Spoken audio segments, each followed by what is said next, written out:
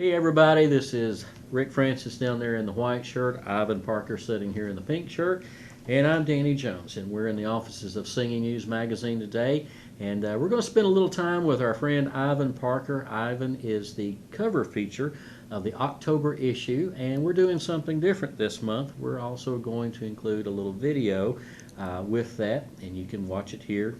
Obviously, if you're seeing this now, you are watching it here. It's a pretty obvious statement there, is it? Leave it alone. Anyway. I'm not saying a word. Yeah, I would. I like it. Exactly. Well, anyway, we're going to have a great time today. Ivan, first of all, thank you for being here. We know that you just got in from a long trip, and you started off the week with bus troubles, but you survived and made it. The sign of a gospel trooper, no doubt.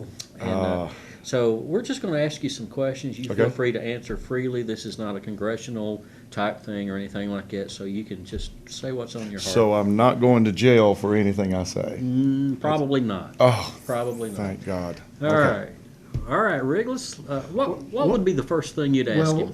This is not the first thing I was going to ask, but I was going to ask what a typical week is like for you, from Monday through Sunday.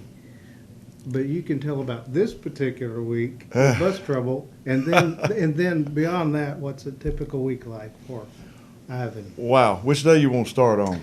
Monday. Because I'm sure you're working on Sundays. Monday.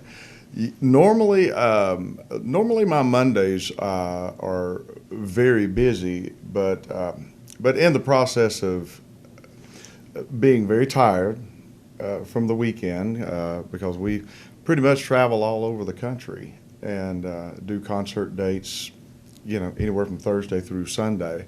And so Monday's sort of the cleanup day. I spend about a half a day, just kind of cleaning up stuff and making sure that everybody's got everything they need from the previous weekend. And then we're off and running into the next project with whatever that may be, because normally it's just like when I think I'm getting caught up in, say, office work and taking care of the bus, which that's a whole nother chapter right there. I'll ask you about that in a minute. And so all these, there's a lot of different things. I tell people all the time that when you have your own business, but I think especially when you're doing music and the gospel music world, we put on a lot of different hats. It's not like you just wear the same hat. You come in on Monday morning and you're off until the bus leaves, because that's not the way it works. And so Monday, Tuesday, Wednesday, and mostly Thursdays are spent just taking care of the business type stuff that goes into what we do. Anything from radio interviews to videos that we're fortunate to do. And just a lot of different things that go into that, and making phone calls. Normally that's when you sort of catch up on that list of phone calls you missed the week before, and then it's time to get on the bus Wednesday night or Thursday night, and then we hit the road, and then I put on the other hat. Well, a reason I ask is because people see you on stage for 45 minutes or an hour or however long, and they think, wow, that's glamorous. That's what he does. Yeah. But it's not like that. No, it's not like that at all. It is for that 45 minutes. Yeah, sure. Well, sure. But it's a lot of work. A lot of people don't realize. That goes into setting up for that 45 minutes on stage. Yeah. There's a lot of work and preparing that goes into a night's performance. Just getting there and trying to get everything set up. You're doing sound checks and you're doing all this kind of stuff. So there is a lot of stuff that goes in behind what we do that a lot of people don't even realize. And it's not, I guess, necessary that everybody realizes everything we do, because there's so much. Yeah, I think they're interested in knowing that behind the scenes from your perspective, take on it. Yeah. What about this week?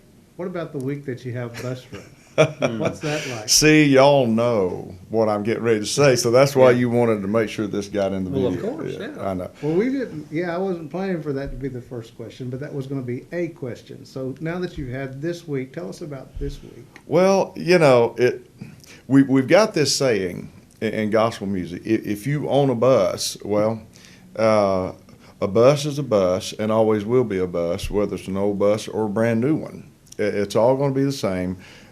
When you've got a house on wheels, there's plumbing, electric, everything you can imagine that are on these entertainer coaches, and a lot of times things break because there's a lot of stuff to break. And so this past weekend, we had to run down to Knoxville and do a concert on last Thursday night, and then we went to Jackson, Tennessee. Well, we were supposed to meet a lot of friends for lunch about 1 o'clock and crank the bus, and antifreeze pouring out everywhere. Wow.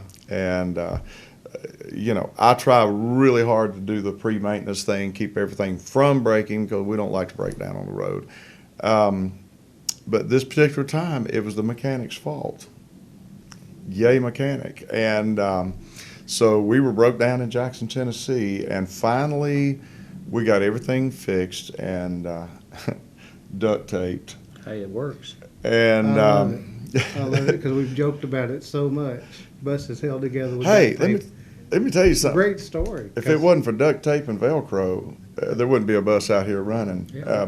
What was it Les Beasley said? If you've got some baling wire and some duct tape, you can get home. Is that what he said? Oh, yeah. It's something like that. And that is the truth. Yeah. That is the truth. And if you need something besides that, look in the ditch on the side of the road. You'll find a little part of something laying there, There you go. that you can From the use. last bus breakdown that happened there. Yeah, Okay. yeah, because somebody else broke down that same Exactly. spot. By the way, lunch was good. You would have enjoyed it. Well, thanks. You're welcome. Jump in there with something. Boy, I tell you, I just turned bitter on Did you? everybody. Yeah. Well, we'll help you get over that spirit. Anyway. Hey,